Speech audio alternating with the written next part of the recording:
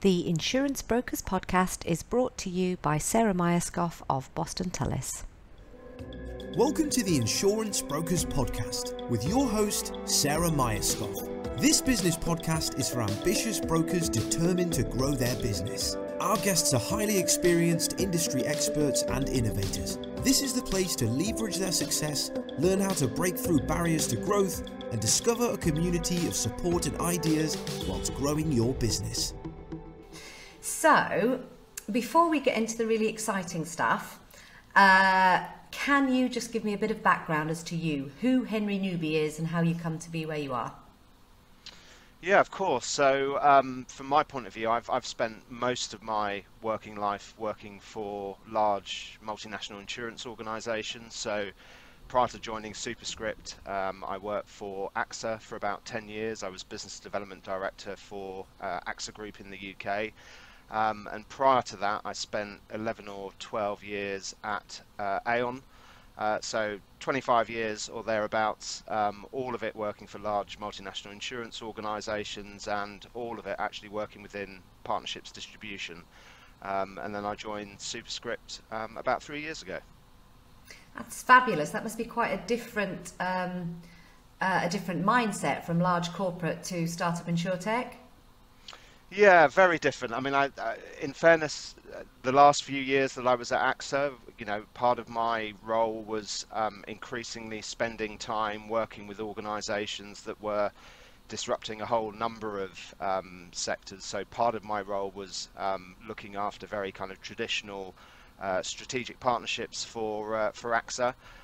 But I also had a remit to look into those sectors where historically we had partnered to try and identify those organisations that we felt were potentially beginning to disrupt some of those sectors. So I was spending more and more time working with those sorts of organisations and increasingly wondering what it might be like to work for one of them, and that really kind of led to me joining Superscript. So one of the things that people who listen to the Insurance Brokers Podcast will have heard me talk about regularly is a book written by Brian Falchuk on the future of insurance. And what Brian did was he looked at 7 startups, carriers and MGAs in the US, and looked at their journey from the idea through to sort of earning the name market disruptor. And there are so many similarities between those stories and the Superscript story. So I wonder if you could give us a little bit of background about CAM and the idea and where it came from. Yeah, of course. I mean, I think a lot of these things often begin with, someone thinking to themselves, there's got to be a better way of doing this. So, that's very much how the idea for Superscript was born. So, Cam's background is he spent most of his working life in sort of tech and media. He was working for a media agency at the time, and he was tasked with sorting out their insurance. So as part of that, he got talking to Ben, who it transpires is one of his co-founders. And to cut a very long story short, he found it a pretty arduous, tortuous process. And they got talking and very quickly arrived at the view that there had to be a better way of delivering insurance for small businesses, particularly small businesses whose circumstances are changing and evolving, really, really quickly. So yeah, that's how the idea for Superscript first came into being, I guess. So Cam's background's not insurance, and that resonates quite a lot with some of the startups that Brian analysed, which I think is really interesting because it's a completely fresh perspective. Yes. So how did that start? Where was the starting point? What was Cam looking at? What was it? Was it the customer journey? Was it using tech? What was his driver? Yeah, well, I mean, Cam certainly comes from a really strong tech background. So, I mean, I think if you were speaking to him, he would view our business as being a tech business first that, happens to operate in insurance. I think if you spoke to Ben, who comes from a commercial insurance background, he would see us first and foremost as an insurance business with a strong tech capability. I don't think it matters kind of which angle you view things from, but tech is certainly at the core of our proposition. I think, one of the other things that really drove Cam is that, he was looking at how businesses and small businesses in particular, consumed many products and services. And, the reality is that many small businesses are consuming things on a monthly subscription basis. So he was immediately asking himself the question, well, why can't insurance be structured in that kind of way? Why can't I enter into some form of monthly subscription that gives me the ability to adapt and change that underlying subscription as circumstances within my business change? So that's really how I think the idea for Superscript started. One of the areas that I come up quite a lot against, and I'm sure you do as well, is this sort of almost divide between the complexity of commercial insurance advice and the digital journey. And I know there are many, many differing views on this. How do you guys reconcile those two things?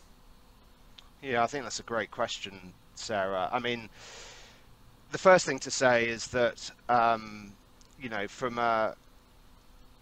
the point of view of a digital journey, the reason that a digital journey appeals to certain customers, not all customers, is that they are businesses that recognize that they need insurance, probably don't understand a huge amount of insurance, and certainly don't want to spend a lot of time sorting out their insurance. So, they're looking for an experience that is quick, that is easy, that is straightforward, that allows them to get the necessary insurance in place, and then frankly put it to one side and get back to running their business. I mean, that's fundamentally what they're interested in doing, and so they don't want to spend a huge amount of time sorting out that insurance. So something that allows them to move through that process quickly is instantly appealing. I mean, I think from our point of view, when a customer comes to site,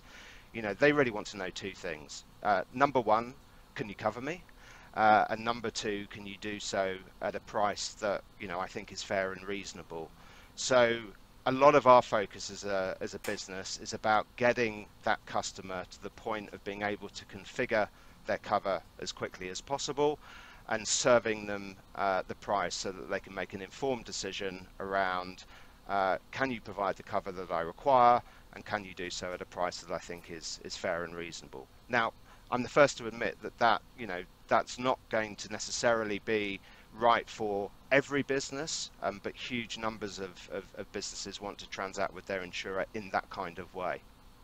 And presumably part of what you've built is sort of based on, and I might get the technical terminology wrong, but algorithms and AI and pulling information in from external sources, so that you are really only asking the critical questions, and you can build a proposition that is worth it, is what they need, is what that client needs, because you've been able to pull in information from external sources.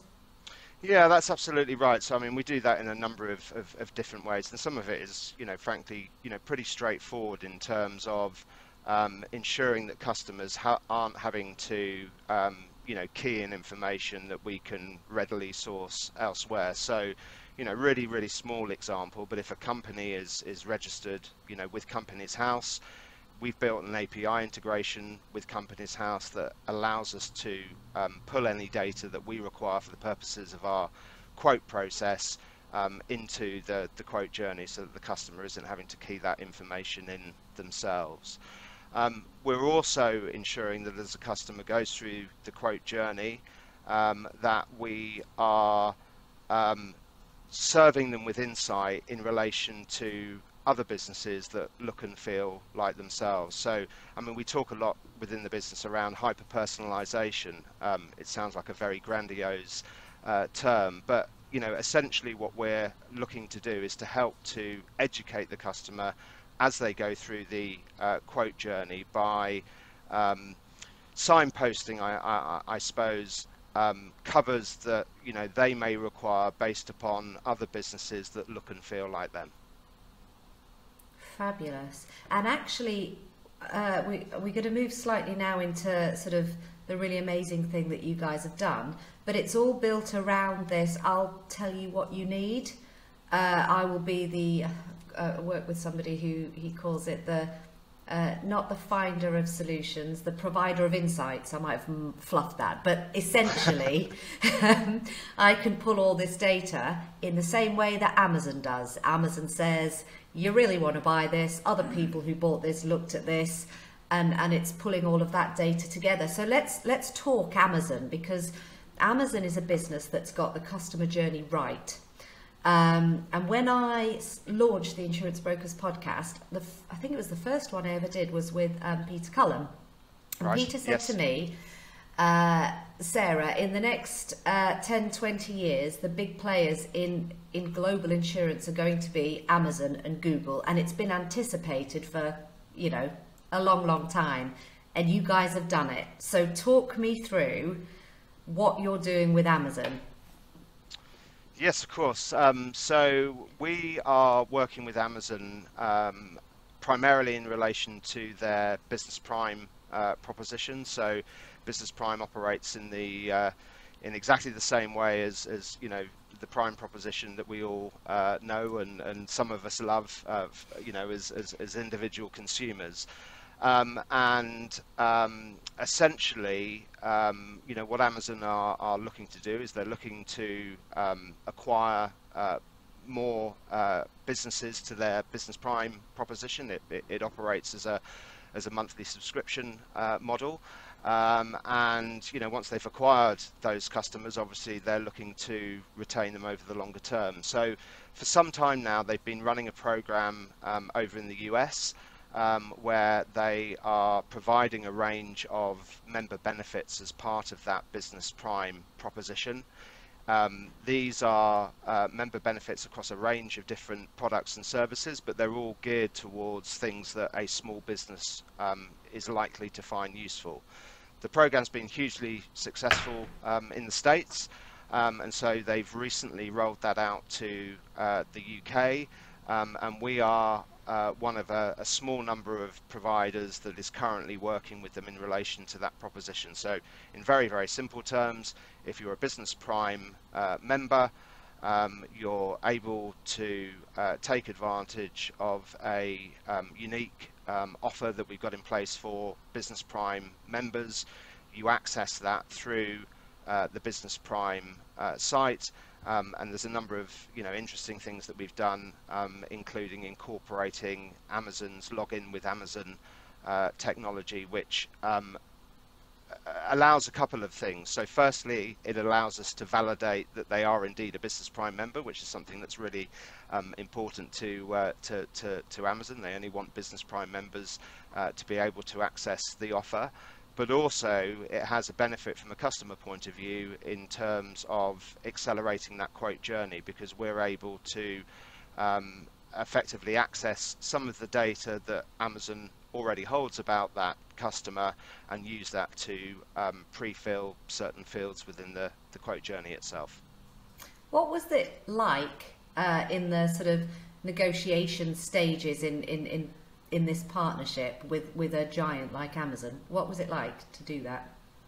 Well, it'll come as no great surprise that dealing with someone like Amazon, they're a demanding organisation, and they've got a very clear view in terms of what it is that they're looking to deliver. But actually, from our point of view, it's been a real pleasure working with them up to this point. And I think in some respects we're very different organizations. They're obviously a huge organization, but I think there are some really strong similarities, and I think one of the things that really appealed to Amazon about Superscript were some of those similarities. So we've already talked about the monthly subscription model, but given the fact that monthly subscription is right at the heart of the business prime proposition, working with an insurer who has also set up their insurance proposition as a monthly subscription, there are immediate sort of synergies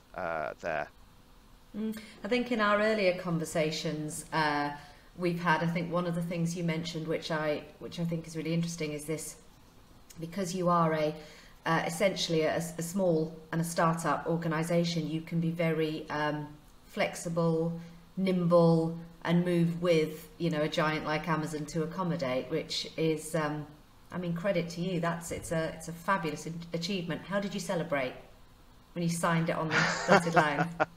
Well, I think from my point of view, I was actually away on holiday at the time, and I had to make some excuses to my my good lady wife and say, look, I know we're on holiday, but I've got a really important call with Amazon at 9 o'clock this morning. I think we're going to be told whether we've managed to secure this this partnership or not.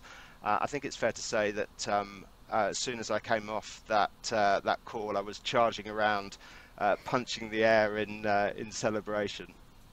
Where were you on holiday?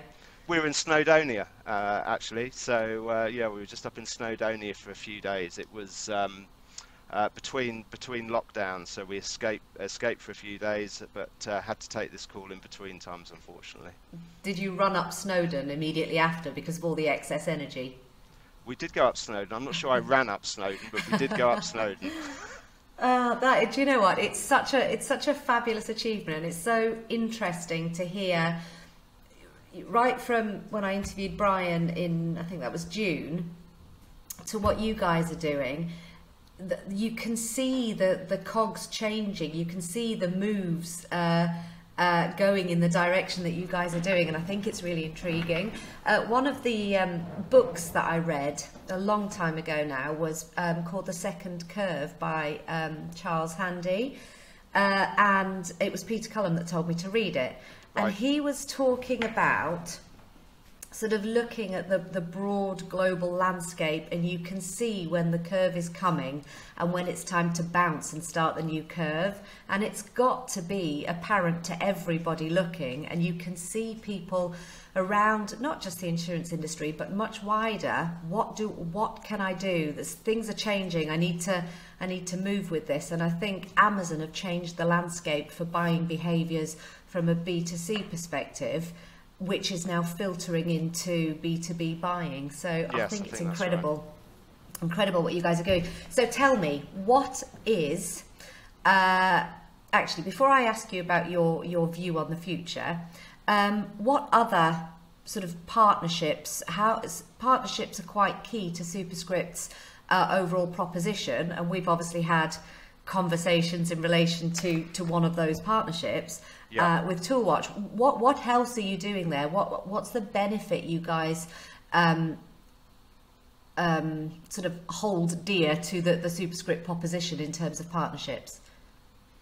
Well, I think from our point of view, I mean, the first thing to say is we're a business that really recognises that there is value in having a diversified distribution strategy. So, as with many startups, this will come as no great surprise to you, Sarah, but the business, certainly as far as our online business is concerned, the business initially very much grew off the back of paid acquisition. That is still an important part of our overall distribution strategy. It's not something that's going to go away, but I sometimes describe it as a drug that you gradually have to kind of wean yourself off. And when I joined the business 3 years ago, I mean, we had no partnership channel at the time, but the guys had recently closed their seed funding round. A key part of the growth narrative going into that seed funding round, was that partnerships had been identified as a key distribution channel for the business moving forward. And so I joined the business to sort of establish and progressively build that out. Now, having spent most of my working life working for more traditional insurance organisations and specifically within partnerships, I'm more than familiar in terms of where some of those incumbent contracts lie, whether that be with, for example, the major high street banks. And from our perspective, those obviously represent opportunity for us. But I think one of the things that's really exciting for me, and was really exciting when I first joined the business, was really understanding where there may be new sources of distribution, and new sources of distribution that we're able to unlock in large part because of our our technology capability. So some of the things that we're doing within Superscript, in many respects, we're not the first to come up with the idea. I think the difference is that we have the ability to execute on some of those ideas. So from time to time I cast my mind back to my time at the likes of AXA, and many of the conversations that we've had within Superscript over the course of the last 3 years are exactly the sorts of things that we were discussing when I was at AXA. The difference is that we have, I think, the ability to execute on those things. I mean, you touched upon it briefly earlier. I think one of the things that is certainly an advantage for us is that kind of fleetness of foot. We do have the ability to move very quickly. So partnerships like Amazon are just a really great example of where we're identifying and beginning to unlock those new sources of distribution. And I think one of the things that really underpins a lot of this is that we're looking to work with partners who are residing on data assets that we can utilize to improve the customer experience, to inform product development, to enhance our pricing and underwriting capability, and also actually to support customers in terms of the ongoing management of their policies with us. Absolutely, and I think that the term you're looking for is a term that has been coined by the Insurance Brokers podcast. I'm claiming it. It's called nimbility. Nimbility, I'll take it. Nimbility, yes, I think it's a very apt word. Henry, I've really enjoyed listening to you, and I think what Superscript are doing is incredible. I would be interested to know from you the direction that you think our industry is going, and what's next for Superscript. You've conquered Amazon. Is Google next? I couldn't possibly comment. So listen, I think from my point of view, I mean, just maybe to build upon a couple of the things I was saying a moment ago, I think, if you look at insurance traditionally, and I'm going to massively oversimplify this, so apologies to not least all my former colleagues and friends at the likes of AXA. But if you think about traditional insurance, it's largely predicated on a model whereby there's a lot of activity right at the outset. So from a customer perspective, they go through a quote journey, they go on to purchase the policy. There's a flurry of activity around collecting payment and issuing policy documentation, etc. And then actually very little happens over the course of the next sort of 10 or 11 months, until again there's another flurry of activity as the customer approaches their renewal date. From our perspective, not least because we've got this monthly subscription model, actually we've got an opportunity to engage with customers on a much more frequent basis. We actually think that regular engagement with our customers is a good thing, not a bad thing. And part of that is actually about supporting them on an ongoing basis. So again, just really sort of talking to the topic of technology and data, we have built out a number of integrations with the major accounting platforms. So what that means is a Superscript customer can, for example, connect their Superscript account with their QuickBooks account. They're totally in control of doing that, of course. But with their permission, what we are then doing is we are making regular calls through an API to their QuickBooks account, and we're pulling certain data points through. So just to kind of bring that to life for you, we're looking at things like turnover, and specifically changes in turnover. We're looking at things like payroll data in order to help us identify whether a business perhaps is employing someone for the first time or increasing their number of employees. We're able to identify things like major asset purchases. And what that's enabling us to do in turn is to proactively serve insights through to the customer saying, hey, we've noticed that your turnover has increased from X to Y, or we think that you've employed someone for the first time, or you've employed some additional staff, or you've made a major asset purchase. And what that's allowing us to do is to encourage the customer to review their existing insurance arrangements. I mean, you know, we're all familiar with the fact that customers have an obligation to notify their insurer in the event of a change in circumstance, but you know, in reality, how often does that actually happen? What we're doing through the use of data is we're prompting the customer. We're not taking out, you know, any action on their behalf, but we're prompting the customer and saying, look, you know, there have been some underlying changes in your business which may have an impact in terms of the insurance that you've got in place. If you want to be confident that you've got the right insurance in place for your business at this moment in time, you may want to review your existing insurance arrangements with us. And of course, you know, with our monthly subscription model, customer can jump into our customer portal, they can increase cover, they can decrease cover, they can add or remove cover to suit the circumstances of their business at that particular moment in time.